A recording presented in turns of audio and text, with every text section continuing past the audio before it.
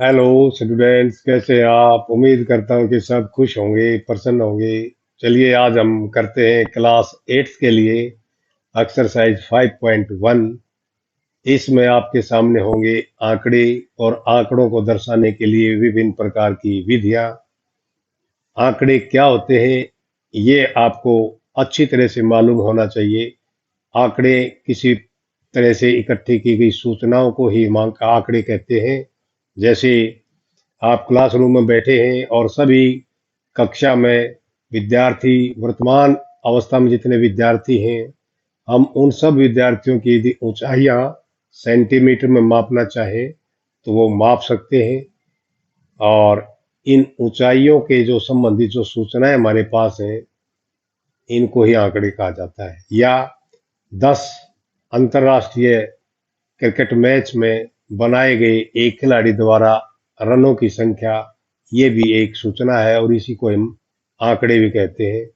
या आप कक्षा में एक विद्यार्थी द्वारा विभिन्न प्रकार की कहानियों की पुस्तकें पढ़ी गई हैं, वो भी आंकड़े ही कहलाते हैं। तो जो सूचनाएं हम इधर उधर से इकट्ठी करते हैं वो सब आंकड़ों की स्थिति में आते हैं। इंग्लिश में हम इनको डेटा बोलते हैं। और यथा डेटा यानी कि यथा आंकड़े या रॉ डेटा जिसको हम कहते हैं, वो क्या है? जिस प्रकार से हमें डेटा कहीं से मिलता है ओरिजिनल रूप में, उसको हम रॉ डेटा कहते हैं। और फिर हम अपनी सुविधा के अनुसार उसको वर्गीकृत कर लेते हैं, या कहिए उसको ग्रुप बना के या वर्ग अंतराल में बांट के उसका एक ग्रुप बना लेते हैं, जिससे हमें सूचना और आसानी से समझने में आसानी होती है। तो इन सब को हम क्या कहते हैं? वर्गीकृत आंकड़े या ग्रुप्ड डेटा। ऐसा क्यों करते हैं वो आप क्वेश्चन करेंगे तब आपको और ज्यादा क्लियर होगा। तो कुछ आंकड़े तो हम एज इट इज ले लेते हैं और कुछ आंकड़ों को हम वर्गीकृत कर लेते हैं। तो उन आंकड़ों को फिर हम एक बार डायग्राम या चित्रालेख या आयत चित्र विभिन्न प्रकार से इनको दिखा देते हैं। तो हम सबसे पहले आपको एक्सरसाइज 5.1 का क्वेश्चन नंबर फर्स्ट लेते हैं। अब देखिए ये बोर्ड पे लिखा हुआ है। इसमें क्या है कि निम्नलिखित में से किन आंकड़ों को दर्शाने के लिए आप एक आयत चित्र का प्रयोग करेंगे? आयत चित्र किन किन स्थितियों में बना सकते हैं वो आपने बताना है। जैसे पहली स्थिति है, एक डाकिए के थैले में विभिन्न क्षेत्रों के पत्रों की संख्या। डाकिए के थैले में विभिन्न अक्षेत्र मतलब जो पत्र जहां जाना है उसके ऊपर एड्रेस लिखा होता है। तो जिस पे नाम या एड्रेस लिखा हुआ है उसको हम वर्गीकृत करने की हमने आवश्यकता ही नहीं होती। तो इसलिए इसमें हम आयत चित्र का प्रयोग नहीं करेंगे, क्योंकि ये इनके ऊपर नाम लिखे हुए हैं, एड्रेस लिखे हुए हैं। तो जहां नाम लिखे हुए हैं उनको हमने वर्गीकृत करने की आवश्यकता नहीं होती, वो उसी नाम से वहीं पहुंच जाता है। तो इसलिए इसमें आयत चित्र का प्रयोग नहीं करेंगे। यहाँ नीचे एक चीज और लिखी है, प्रत्येक के लिए कारण भी दीजिए। यहाँ क्यों नहीं करेंगे हम आयत चित्र का प्रयोग? वो कारण आप दे सकते हैं कि जहां नाम लिखा हुआ हो या नाम जिस पे पत्र पे लिखा हो उसमें हम उनको वर्गीकृत नहीं कर सकते, या यूं कहिए कि उसको हमने आयत चित्र द्वारा नहीं दिखाना। दूसरा है, किसी खेल कूद प्रतियोगिता में प्रत्याशियों की ऊंचाइयां। ये ठीक है, प्रत्याशियों की ऊंचाइयों को हम वर्गीकृत कर सकते हैं। वर्गीकृत कैसे कर सकते हैं? जैसे हमने खेल के मैदान में देखा, कुछ बच्चों की हाइट छोटी है, कुछ की मीडियम है, कुछ की ज्यादा है।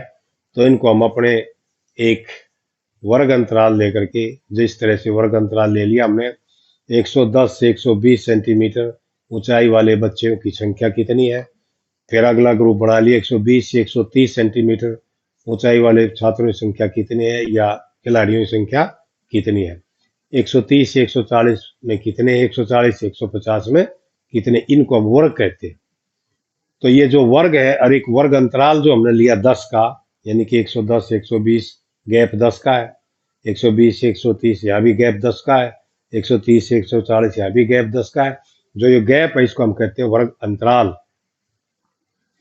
तो इस प्रकार से हम इनको वर्गीकृत कर सकते हैं, और जिसको वर्गीकृत कर सकते हैं उसको हम आयत चित्र द्वारा दर्शा सकते हैं। तो इसको हम आयत चित्र द्वारा दर्शा सकते हैं। कारण क्या दोगे? क्योंकि हम इनको वर्गीकृत कर सकते हैं। तीसरा है 5 कंपनियों द्वारा निर्मित कैसेटों की संख्या।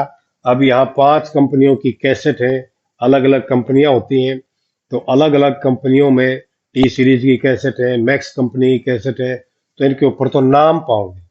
अब जहां मैंने बताया था फर्स्ट में कि जहां नाम होंगे वहां वर्गीकृत करने की आवश्यकता नहीं होती, इसलिए इसको भी हम आयत चित्र से नहीं दिखाएंगे। लास्ट है, किसी स्टेशन पर प्रातः 7 बजे से शाम 7 बजे तक रेलगाड़ियों से जाने वाले यात्रियों की संख्या, इसको हम वर्गीकृत कर सकते हैं। क्यों? क्यों इसलिए कर सकते हैं, जैसे सुबह 7 बजे से 8 बजे तक कितनी रेलगाड़ियां गई उनकी संख्या लिख लेंगे, या कितने यात्री गई उनकी संख्या लिख लेंगे। 8 बजे से 9 बजे तक कितने गए उनकी संख्या लिख लेंगे। 9 से 10 तक कितने गए उनकी संख्या लिख लेंगे। तो ये जो एक एक घंटे का हम एक वर्ग अंतराल लेके और संख्या उनकी लिखते जा रहे हैं, इसको कहते हैं हम वर्गीकरण करना, क्लासिफिकेशन ऑफ डेटा। तो इसमें हम दिखा सकते हैं आयत चित्र द्वारा। तो इसका, क्योंकि ऊपर निम्नलिखित में से किन आंकड़ों को दर्शाने के लिए आप आयत चित्र का प्रयोग करें, केवल जिसको आयत चित्र द्वारा दिखा सकते हैं वो ही आपने इसमें आंसर में लिखने हैं। तो इसका आंसर क्या हो जाएगा? बी तथा डी, इनमें ही बी और डी में ही हम आयत चित्र का प्रयोग करें। तो ये एक्सरसाइज 5.1 के थे, और चैप्टर यहाँ 3 ये गलत लिखा हुआ है, चैप्टर हमारा है ये 5th। इस चैप्टर में आपको बहुत सारी टर्म सामने आएंगी। ये कुछ टर्म मैंने यहाँ लिखी है, देखिए। यथा प्राप्त आंकड़े, जिसको हम इंग्लिश में रॉ डेटा बोलेंगे। बारंबारता, फ्रीक्वेंसी, बारंबारता सारणी, फ्रीक्वेंसी टेबल, मिलान चिन्ह, टेलीमार्क्स होंगे, चित्रालेख, पिक्टोग्राफ, दंडालेख, बारग्राफ, दवी दंडालेख, डबल बार ग्राफ, और आंकड़ों का वर्गीकरण, क्लासिफिकेशन ऑफ डेटा, वर्गीकृत आंकड़े, अनग्रुप्ड डेटा, वर्गीकृत आंकड़े, ग्रुप्ड डेटा, और इसी प्रकार से होगा वर्ग अंतराल, क्लास इंटरवल, निम्न वर्ग सीमा जिसको लोअर लिमिट कहते हैं, या लोअर क्लास लिमिट भी कह देते हैं इसको, उच्च वर्ग सीमा, अपर क्लास लिमिट या अपर लिमिट, वर्ग माप, क्लास साइज, वर्ग चिन्ह, क्लास मार्क, वर्ग बारंबारता, क्लास फ्रीक्वेंसी, आयत चित्र, हिस्टोग्राम, और वृत्त आलेख, पाई चार्ट। इस प्रकार से आपने इन चीजों से सामना करना पड़ेगा चैप्टर में। तो ये आपने हिंदी इंग्लिश दोनों में याद रखनी है।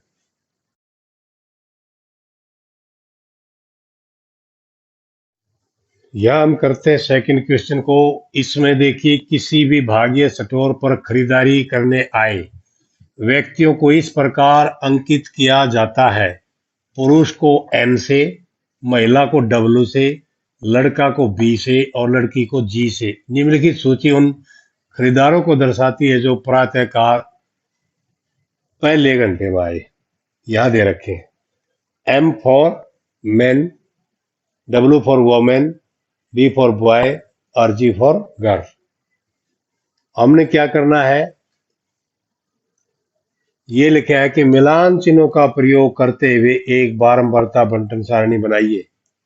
एक बारंबारता बंटन सारणी बनानी है, फ्रीक्वेंसी टेबल हमने बनानी है, और इसे प्रदर्शित करने के लिए फिर एक दंड आलेख खींचिए। एक बार डायग्राफ हमने खींचना है। तो पहले चलो इसको हम बारंबारता बंटन सारणी बनाए। तो इसके लिए हमने पहले तो ये जो खरीदारी करने वाले का नाम है,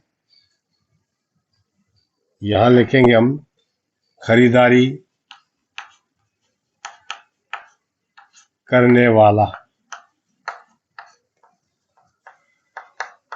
खरीदारी करने वाला यह 4 प्रकार के दिए हैं। पुरुष, जैसे हम यहां लिखेंगे पुरुष पुरुष को एम लिख सकते हैं, और महिला को डब्लू, फिर है बॉय, और फिर है गर्ल। ये 4 है। ठीक है। इसके बाद हम क्या करेंगे, मिलान चिन्ह। मिलान चिन्ह, और यहां लिखेंगे हम संख्या, या बारंबारता भी कह सकते हैं इसको। संख्या को बारंबारता से भी हम। अब यह देखिए, पहले एम है। एम हमने इसमें गिनने हैं, गिनती करनी है कितने एम है टोटल। तो जहां एम है उसको गिनती करते चले। जिस तरह से यहाँ आ गया 1 2 3 और 4 5 6 7 8 9 10 11 12 13 14 15। तो 15 लिख दिया हमने। 15 है ये, यहाँ संख्या तो 15 है इनकी, लेकिन मिलान चिन्ह को जब आप 15 लिखोगे, ऐसे लिखोगे 1 2 3 4, और इसको काट देंगे 5। इसी प्रकार से 1 2 3 4 5, 5 और 5 10, 1 2 3 4 5 15। इस प्रकार से हम मिलान चिन्ह को दिखाएंगे। मिलान चिन्ह को केवल डंडों से ही दिखाना है, यानी कि ये जो डंडे खड़े हैं हम इनके द्वारा ही दिखाएंगे। डब्लू है, डब्लू को अगर हम गिनेंगे 1 2 3 4 5 6 7 8 9 10 11 12 13 14 15 16 17 18 19 20 21 22 23 24 25 26 27 और एक 28। तो ये 28 है। और यहाँ 28 कैसे लिखेंगे, 1 2 3 4 और 5, 1 2 3 4 5, 1 2 3 4 5, 1 2 3 4 5, 1 2 3 4 5, 1 2 3 4 5, 5 और 5 10 15 20 25 30। 30 ज्यादा हो गए, तो इसलिए हमने 28 करने हैं। तो 25 के आगे 3 और लगा दिया, 28 हो जाएगी। 5 10 15 20 25 और 3 28। B, B for boy. कितने हैं बी, 1 और 2 3 4 और 5। तो इसको 5 लिखेंगे, और 1 2 3 4 5। जी, गर्ल कितनी है, 1 2 3 4 5 6 7 8 9 10 11 12। 12 है, तो यह संख्या 12 लिखेंगे। और ये जो मिलान चिन्ह है, टेलीमार्क्स, इनको हम 1 2 3 4 5, 1 2 3 4 5 और 2, 5 5 10 और 2 12। इस प्रकार से हम, ये हमारा पूरा मिला के क्या हो गया, ये आ गया बारंबारता बंटन सारणी। ये है बारंबारता बंटन सारणी। और इसको दिखाने के लिए आगे लिखे, इसे प्रदर्शित करने के लिए एक दंड आलेख भी खींचिए। इसको दिखाने के लिए एक दंड आलेख भी आपने खींचना है। उसके लिए आपने क्या करना है, उसके लिए आपने एक, अपने आपके पास स्केल है, स्केल से एक लाइन खींचोगे ऐसे, और इसके ऊपर 90 डिग्री का कोण बनाते हुए दूसरी लाइन खींचेंगे ऐसे, बिल्कुल सीधी खड़ी, राइट एंगल पे। और इस पे हमें, क्योंकि देखो 1 2 3 4 है, तो 4 इस पे दंड आलेख बनेंगे, या कहिए ये 4 बार डायग्राम बनाने हमें। अब जी थोड़ा है गैप छोड़ दें, हम जितना चाहे उतना छोड़ सकते हैं। यहाँ निशान लगा लिया, और इसकी चौड़ाई, बार ग्राफ की हमें चौड़ाई इतनी ले ली अपने अंदाजे से, सुटेबल योर पेपर, तो उसके अनुसार आप ले सकते हैं। अब जितना गैप यहाँ छोड़ा उतना गैप फिर छोड़ के इतना ही फिर एक चौड़ाई का दूसरा हमारा दंडालेख आएगा। ठीक है। तो ये 4 हमने बनाने हैं। 1 आ गया, 2 आ गया, फिर इतना ही गैप छोड़ेंगे, ये 3 आ गया, और फिर इतना ही गैप छोड़ेंगे, ये 4 आ गया। अब हमें संख्या इस लाइन पे दिखानी है। संख्या के लिए हम देख रहे हैं कम से कम 5 और ज्यादा से ज्यादा 28 है। तो 28 तक हमने गिनती करनी है। तो एक स्केल हम यहाँ ले सकते हैं। स्केल के लिए आप क्या करेंगे, स्केल में हमने ले लिया कि जो एक इकाई है, जैसे हमने ये एक इकाई माना, एक इकाई बराबर लेंगे हम, ज्यादा से ज्यादा 28 है। अगर दो दो के लेंगे तो 2, 4, 6, 8, 10, 12, 14, 16, 18, 20, 22, 24, 26, 28, बहुत दूर चला जाएगा। 4 4 के ले लें तो 4 4 8 4 12 4 16 4 20 4 24 4 28, हम 4 ले सकते हैं। तो यह लिख दे, एक इकाई बराबर 4। ठीक है, 4 व्यक्ति लिख सकते हैं।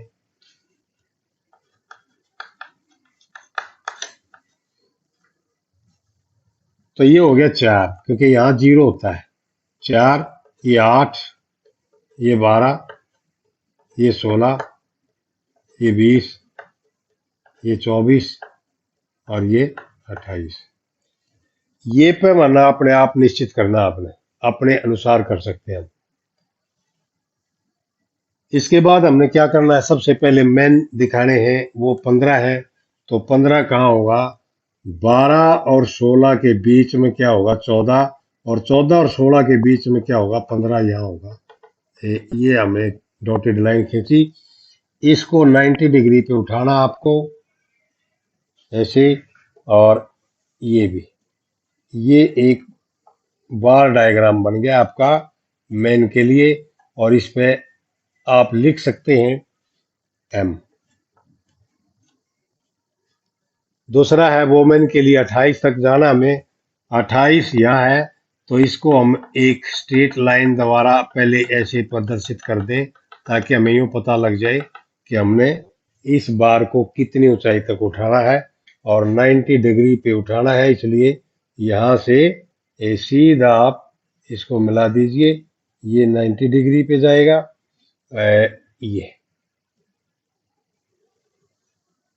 ये सेकंड हमारा।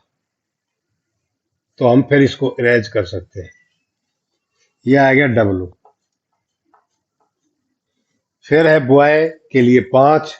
5 कहाँ होगा, 4 और 8 के बीच में कितना होगा, 6, और 6 से थोड़ा 6 और 4 के बीच में 5 होगा। तो इस लाइन को हम आगे बढ़ाएंगे, ताकि हमें पता लग जाए कितनी ऊंचाई तक हमें उठाना है। तो यहाँ तक उठाना है।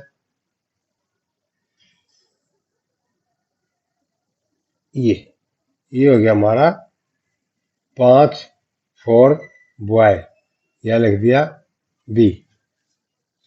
इसके बाद 9, ये क्या है, जी। जी है 12, और 12 पे बिल्कुल ये 12 का क्लियर हमें निशान दिखाई दे रहा है। इसको हम आगे बढ़ाएंगे, और इस 12 तक, इस लास्ट वाले बार को उठाएंगे। इसकी ऊंचाई हमें पता लग गया, इसकी ऊंचाई 12 तक है। तो बाकी जितना हमें डॉटेड लाइन या एक्स्ट्रा जो काम करे उसको हम अरेंज कर देंगे, और यहाँ लिख देंगे जी। ये 4 बार डायग्राम आपको दिखाई दे रहे हैं। ये चारों जो बार है, ये अलग अलग प्रदर्शित करती हैं। ये जो बार है, ये मैन को, ये वोमेन को, ये बॉय को, ये गर्ल को। इसकी ऊंचाई देख के हमें पता लग जाता कि इसमें सबसे ज्यादा संख्या वोमेन की है, महिला की है। तो इस प्रकार से हम इस बार डायग्राम को बनाते हैं। इसके लिए हमने नीचे जो लिखा है, आप नीचे लिख सकते हैं। ये नीचे हमें क्या दिखा है, व्यक्ति, और यहाँ क्या दिखा है, इनकी संख्या। तो इसके ऊपर लिख सकते हैं संख्या, या व्यक्तियों की संख्या। समझ गए होंगे। आज के लिए बस इतना ही काफी है। चलिए हम आज इसका समापन करते हैं, और अगली वीडियो में फिर आपसे मुलाकात होगी। Okay, thank you.